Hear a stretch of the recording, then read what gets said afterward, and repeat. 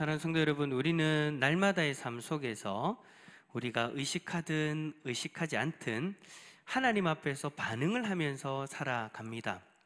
어떤 때는 하나님을 매 순간 바라보면서 하나님의 인도하심에 믿음으로 반응하며 살아가지만, 또 어떨 때는 불신앙의 모습으로 반응하며 살아가기도 합니다.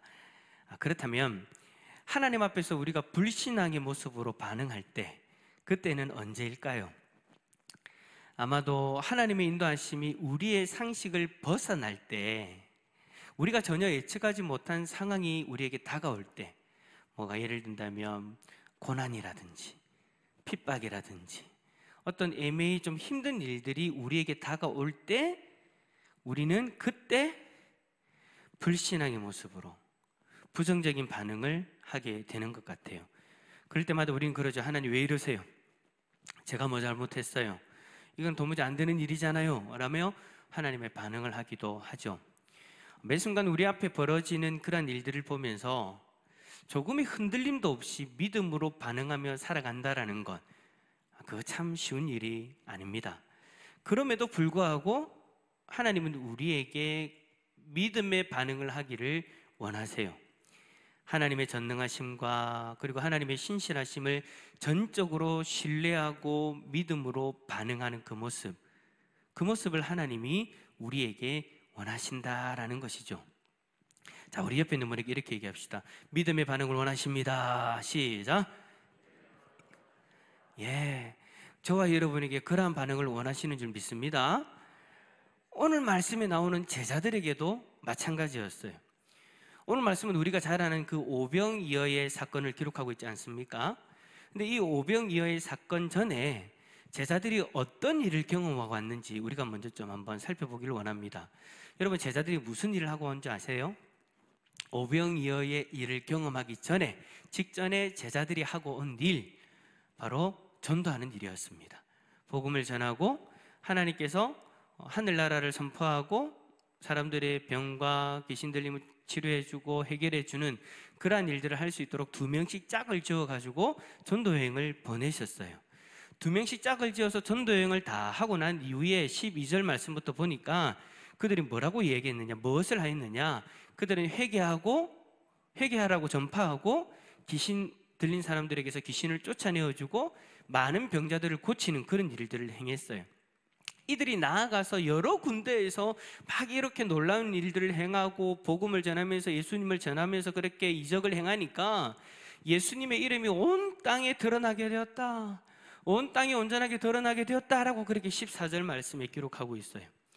그리고 여러분, 그들이 전도행을 다 마치고 나서 다시 예수님이 있는 그곳에 다 모였을 때 그들은 자신들이 행한 것과 가르친 것, 그것들을 낱낱이 보고했다라고 그렇게 29절에 기록하고 있죠. 여러분, 한번 생각해 보세요. 이들이 전도여행을 다 마치고 돌아왔을 때 상태가 어땠을까요? 아유, 피곤해 죽겠다. 아이고, 뭐하라고 이렇게 고생시키시노? 어떤 지쳐있는 모습, 마음이 힘든 모습, 그런 모습이었을까요? 아니었을 거예요.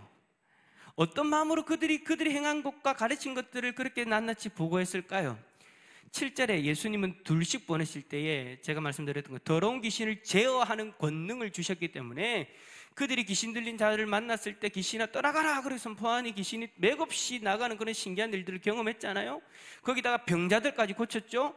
이러한 일들을 제자들은 한 번도 지금까지 경험해 본 적이 없는데, 예수님이 행하셨던 그 놀라운 일들을 보기만 했을 뿐인데 그 일들을 직접 자기들이 행하고 돌아왔으니 지쳐있는 모습이 아니라 붕 떠있는 모습이었을 거예요. 기분이 좋아가지고 자기가 경험했던 거, 내가 나사렛 예수 그리스도를 명하니 계시라 들어가라 하니까 팍 들어가더라. 이야, 이게 얼마나 놀라운 일이냐. 막 자기가 경험했던 거, 가르쳤던 거, 그것들을 보여주고 드러내고 자랑하기 바빴을 거예요. 그러니까 상태가 너무 좋은 상태, 업되어져 있는 상태, 그런 상태였다라는 거죠. 아마 난리였을 거예요. 하나로도 자기가 경험했던 걸 더 이야기하고 싶어가지고 나서서 이야기할 정도로 그렇게 난리였을 거예요. 서로의 나눔을 통해서 또 나도 경험했는데 너도 경험했어? 그런 일들을 발견하면서 또 기쁨이 넘치고 서로가 자신감이 넘치고, 야, 우리가 예수님을 잘 따라다닌 것 같아. 예수님이 우리에게 권능을 주신가, 이런 놀라운 일들이 일어났어. 소망을 가지고 그러한 나눔의 자리를 함께 하지 않았을까라는 생각을 하게 됩니다. 그리고 그러한 일들을 경험함으로 인해서 예수님에 대한 믿음도 더 커지게 되었겠죠. 이 모든 이야기를 다 들으시고 난 이후에 예수님이 고생했으니까 잠시 쉬어라 라고 말씀하시면서 제자들과 이러한 나눔 이후에 배를 타고 한적한 곳으로 떠나십니다. 그런데 그들이 가는 것을 다른 무리, 사람들이 보고 예수님과 제자들이 가시는 그곳에 도보로 먼저 가서 기다리고 있는 거예요. 이들은 예수님에 대한 소문, 그리고 제자들이 행했던 그 모든 일들로 인해서 모여든 사람들이죠. 그들이 얼마나 예수님과 제자들을 만나고 싶었던지 배로 가는 그 예수님의 일행을 그렇게 도보로 먼저 쫓아가 있는 거예요. 그 모습을 예수님이 보시죠. 예수님은 많은 사람들이 자신들을 보러 오는 그 모습을 보시고 먼저 도착해 있는 그 모습을 보시고 마음의 짠함을 느끼셨습니다. 우리 34절 말씀 읽어볼까요? 34절입니다. 시작. 예수께서 나오사 큰 무리를 보시고 이에 여러 가지로 가르치시더라. 아멘. 그렇게 힘들게 달려서 자신을 쫓아오는 그들을 보시고 예수님은 뭐 어떻게 여기셨다고요? 그들을 불쌍히 여기셨다. 그들을 불쌍히 여기시는 마음을 가지게 됐대요. 목자 없는 양 같아서 어디로 가야 될지 몰랐는데 참된 목자를 찾았으니 그들이 달려와 있는 그 모습을 보고 불쌍히 여기는 마음을 가지시는 거예요. 그래서 예수님은 시로 간 그곳에서도 그들을 불쌍히 여기는 마음으로 최선을 다해 가르치십니다. 그러다 보니 시간이 지나서 날이 저물어 가죠. 그때 예수님에게 이제 무리들을 보냅시다 라고 제안을 합니다. 건의를 합니다. 35절에 보면 여짜오데라는 단어를 사용했잖아요, 그죠? 근데 이 여짜오데라는 이 헬라어 원어가 원래 뜻이 뭐냐면 여러 번 반복해서 이야기했다라는 뜻을 가지고 있어요. 그러니까 제자들이 예수님 가르치는 그곳에 가가지고 그 자리에 가가지고 예수님 이제 보냅시다 한 번 이야기한 거죠. 몇 번을 이야기했다라는 거예요.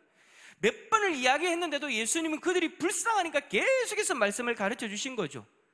예수님은 이 무리가 너무나도 불쌍한 나머지 가르침을 계속 주기를 원했지만 제자들은 반대로 현실을 보고 날이 저물어가는 그 현실을 바라보고 무리들을 보내어서 스스로 먹을 것을 해결할 수 있도록 합시다 라고 그렇게 이야기를 한 거예요.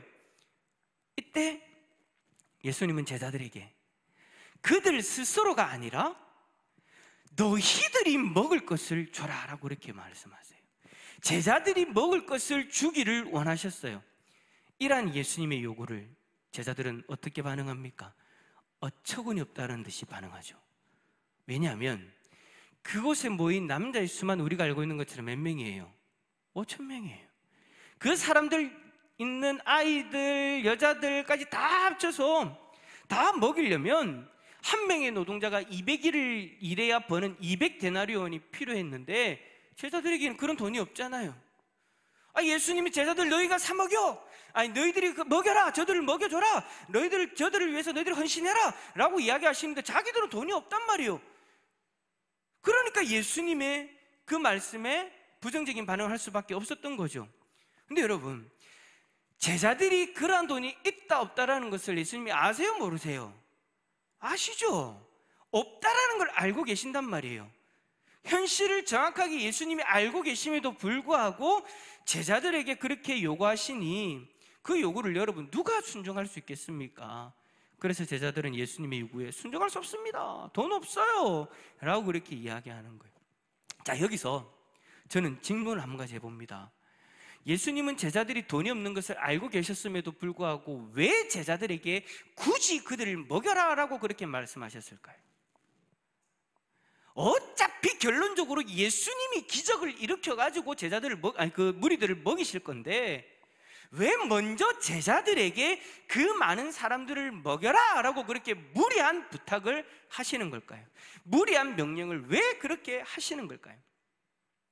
솔직히 여러분, 우리는 오병이어의 그 장면만 보면 그 이유를 알 수가 없어요. 그냥 예수님이 제자들에게 무리한 부탁을 하는 것처럼 보일 수 있어요. 하지만 제가 앞에서 본 설교 서두에서 여러분에게 언급한 것처럼 제자들은 이 일을 경험하기 바로 직전에 전도여행을 다녀왔잖아요. 2명씩 짝을 지어서 회개의 복음을 전파하고 많은 귀신들을 쫓아내고 병자도 고쳤다. 예수님이 권능을 주시니까 놀라운 일들을 행했다라는 것을 기록하고 있지 않습니까? 제자들은 이미 이러한 권능을 경험하고 이 자리에 있는 거예요. 자신들이 육신의 몸으로 할 수 없는 그 일들을 이미 경험하고, 이런 일들을 우리도 할 수 있구나라는 것을 경험하고 지금 예수님을 만나서 무리들 앞에 있단 말이에요. 그렇다면 이 상황에서 제자들의 당연한 반응은 뭐가 되어야 됩니까? 예수님의 그 요구에 돈이 없어요 라고 불평하고 그들을 보내어서 스스로 해결하게 합시다라고 현실적인 그 이야기를 해야 했을까요? 예수님이 제자들에게 그 말씀을 하시고 그들에게 원하신 반응은요, 자신의 상식을 뛰어넘어 역사하실 주님 앞에 믿음의 반응을 하기를 원하셨다라는 거예요.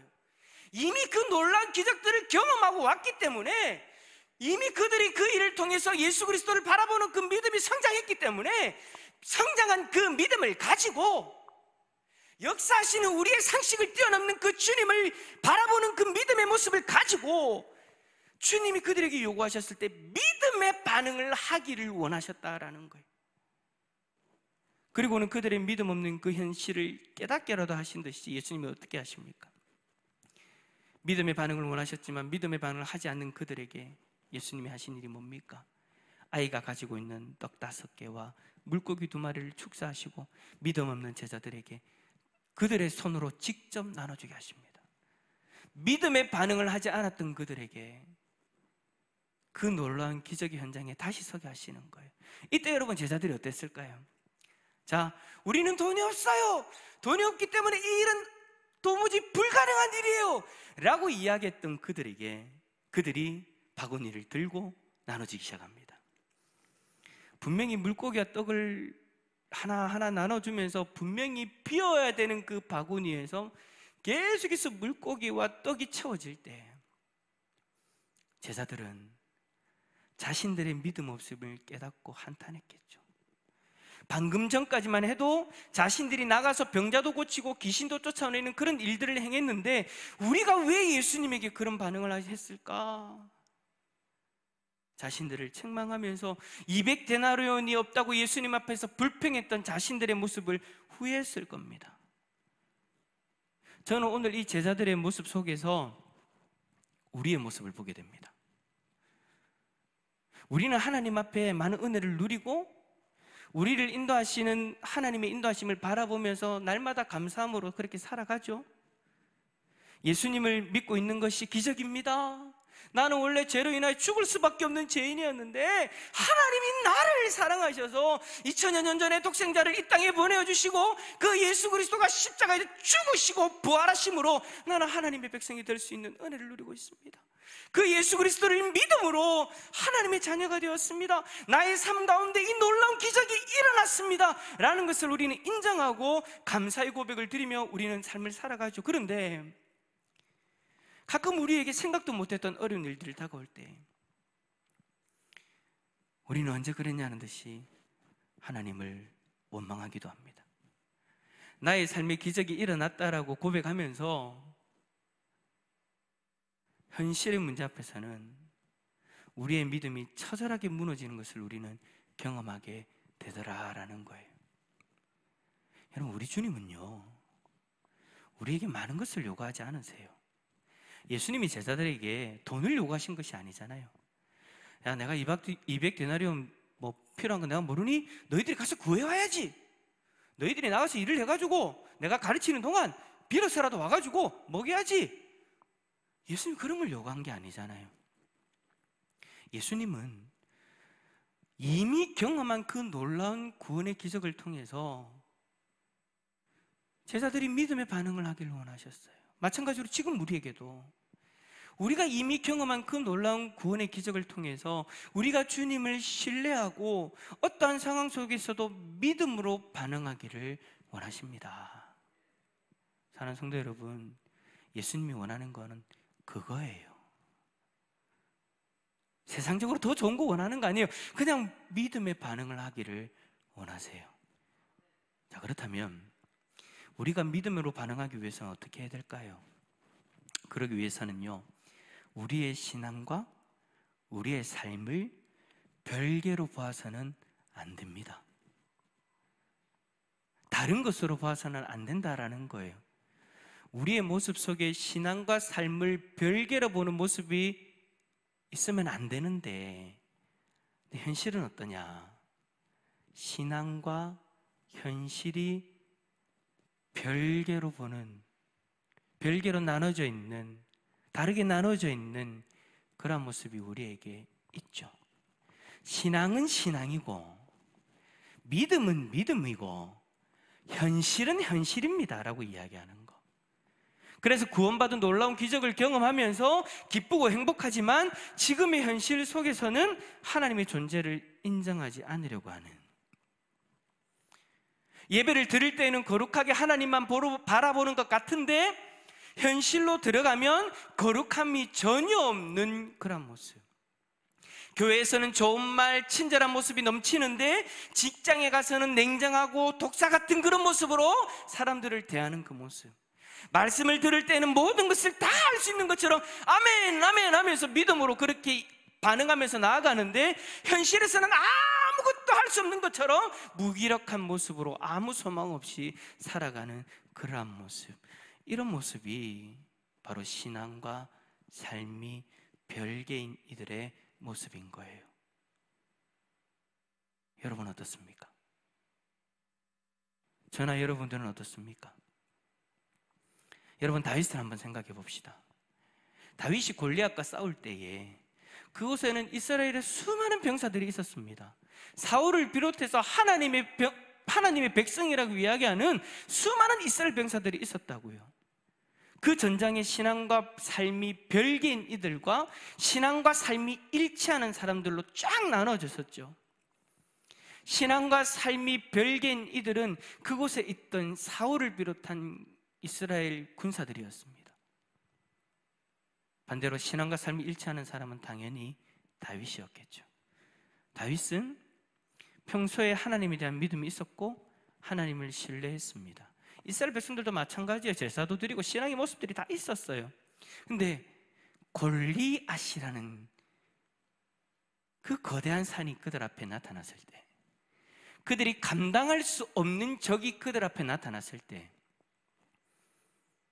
신앙과 삶이 별개인 사람과 신앙과 삶이 일치한 사람으로 쫙 나눠져 버리죠. 다윗은 현실 속에서 자신의 신앙과 정반대의 모습을 보여주지 않았습니다.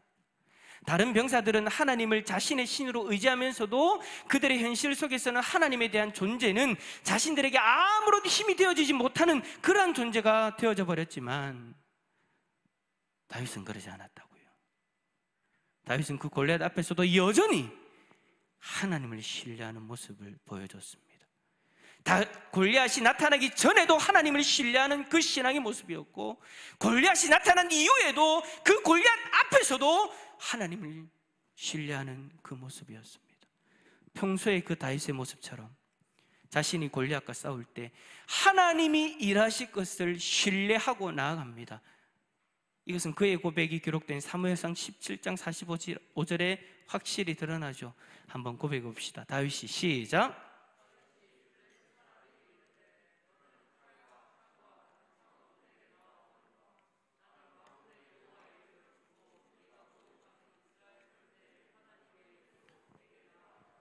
아멘. 자신에게는 골리앗 같은 힘도 없고 칼과 창과 단창도 없지만 자신이 평소에 신앙하는, 즉 믿고 우러러보는, 신앙이란 뜻이 그거잖아요. 믿고 우러러본다. 믿고 우러러보는 하나님을 지금 이 순간에도 신앙하면 하나님이 지금 이 순간 자신이 도와주실 것이다라는 그 확신이 다윗에게는 있었던 거예요. 이러한 모습이야말로 신앙과 현실이 일치하는 자의 모습인 거죠. 여러분, 제자들로 다시 돌아갑시다. 제자들은 자신들이 방금 전까지 하나님의 놀라운 역사를 보고 경험하고 들었음에도 불구하고 당장 무리들을 먹여야 하는 현실 앞에서는 전혀 신앙적이지 못한 모습으로 바뀌어져 버렸어요. 사랑하는 성도 여러분, 여러분에게 신앙은 현실 속에서도 여전하신가요? 예배당에서 예배를 드릴 때 그 신앙의 고백이 여러분의 현실 속에서도 동일한 모습으로 드러나고 있습니까? 혹시나 예배 때 아멘으로 했던 그 고백이 여러분들의 현실 속에서는 사라져버리는 그런 모습은 아닌가요? 우리 예수님은 오늘 말씀을 통해서 우리에게 다른 것을 원하시는 것이 아닙니다. 저와 여러분의 신앙이 삶의 현장 속에서도 변하지 아니하고 믿음으로 반응하기를 원하십니다. 오늘 이 자리에서 우리 주님을 믿고 우러러 보십니까? 그렇다면 여러분의 현실 속에서도 여전히 하나님을 믿고 우러러 바라봄으로 믿음으로 반응할 수 있기를 바랍니다. 여러분의 신앙이 여러분의 현실 속에서도 여전히 드러남을 통해서 언제나 주님의 권능을 경험하는 복된 하나님의 백성들이 다 될 수 있기를 예수 그리스도 이름으로 축원합니다.